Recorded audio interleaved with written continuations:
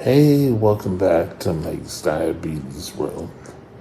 Well, if you took a look at our last video, and I was 8.8, and they treated the low. Our last video is weight to treat, question mark. And so far, we're at now 11.6, and I'm still going up. So who knows what's going on. I think I'm going to have to give myself a shot very shortly. Because it could be this is knocked out, who knows. But I don't think it is, because after last night, I was pretty well under control all night. So I don't know why I'm going up to 11.6. There must be fruit or stuff I'm not counting for correctly on carbs. That could be it. So,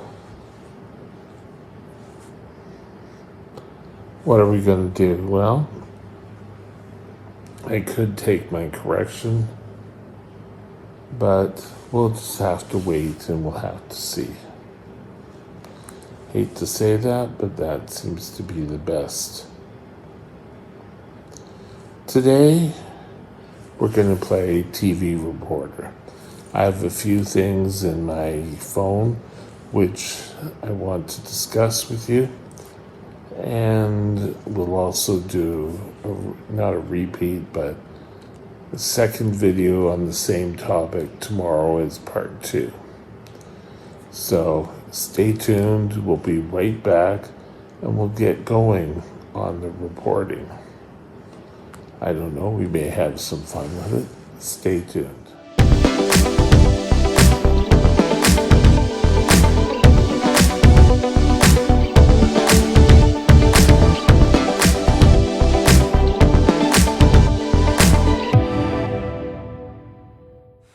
This channel is provided for informational purposes only.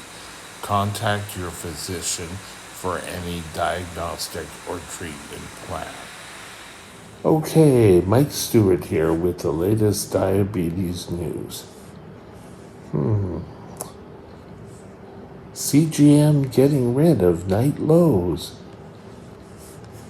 With bringing the CGM into our lives, diabetics now are able to see what's happening in the middle of the night without pulling out a glucometer testing.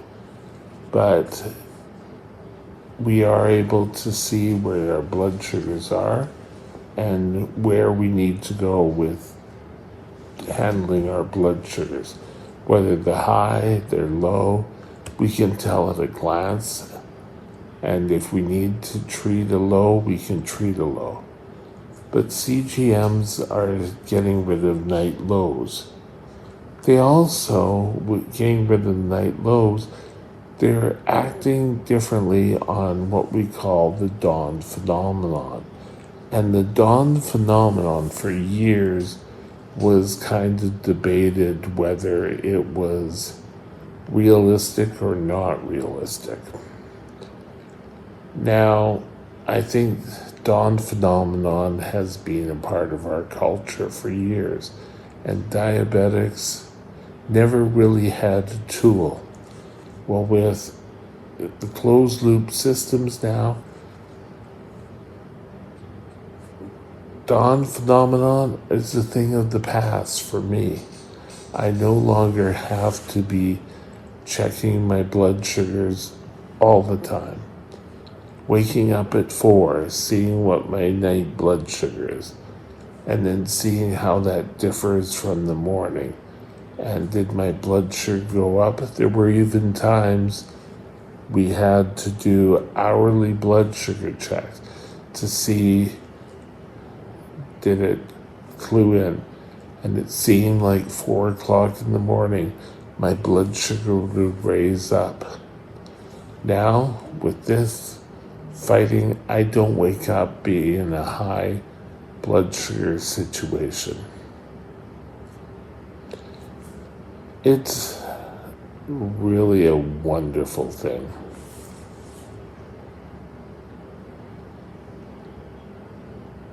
There are new insulins. There's Tresiba and Trojeo, which are new longer-acting insulin, which is better than Lance's or Levemir. Before being switched over onto a pump, I was using Levemir.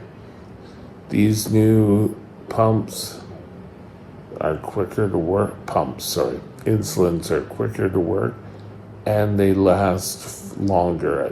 I think even up to 36 hours, which kind of stops the drag, which is all pretty good. Fiasp and Lejumeu, I'm going to spell it Lymageu, are faster acting. I was on Fiasp for a while. That was before Fiasp was accepted as a diabetic tool. And what's nice about Fiasp is it gets into the system and gets out of the system pretty quick. So it's better for controlling after morning sugars. After breakfast sugars. After morning sugar is afternoon. God, but so the faster acting insulins are great for type 1 diabetics in keeping our blood sugars at a steady level. It takes over the amount of what you're eating, you inject it, and it keeps your blood sugars in normal ranges. Obviously, it's going to work the same as other insulins in that it could stop being so great if you overdose. Sorry to say that, but it's true. Gone are the days of giving a shot for glucagon, having to train people on how to shoot insulin, how to shoot insulin, how to shoot glucagon, in mixing the two glucagons, finding where on the body you can inject. People have a phobia of needles, pure and simple. If you're asking a non-diabetic to give a shot, that could be a very big problem. So, there are new glucagon, which is nasal. All they have to do is squirt it up the nose. You don't have to sit there and sniff it in. It gets into your membranes and it works that way. For me, it worked. And I'm sure an awful lot of people it worked, because glucagon in shot form is quite difficult to get. And we may have to take a look at getting some new glucagon for myself here, but it will work out better, I'm sure, for all of us. Beyond insulins. Beyond insulins are sort of what you can do to lower or manage your blood sugars. You can be keeping your testing correct, giving your doses when you should be giving your doses, watch what you're eating, and exercising, getting up, exercise as much as you possibly can. For me here now, for the last couple of days, you see me sitting up. That's great. I do it from time to time. Other times I can't for various reasons, but my blood sugars usually respond well for that. So, as we spoke about yesterday, keeping your blood sugars up, getting out, getting your exercise is all vitally important. Watching what you're eating. Now, it's true we said diabetics can have whatever they want to eat. But, and I've said it before as we've modified, it used to be the 80-20 rule. Now it's the 90-10 rule.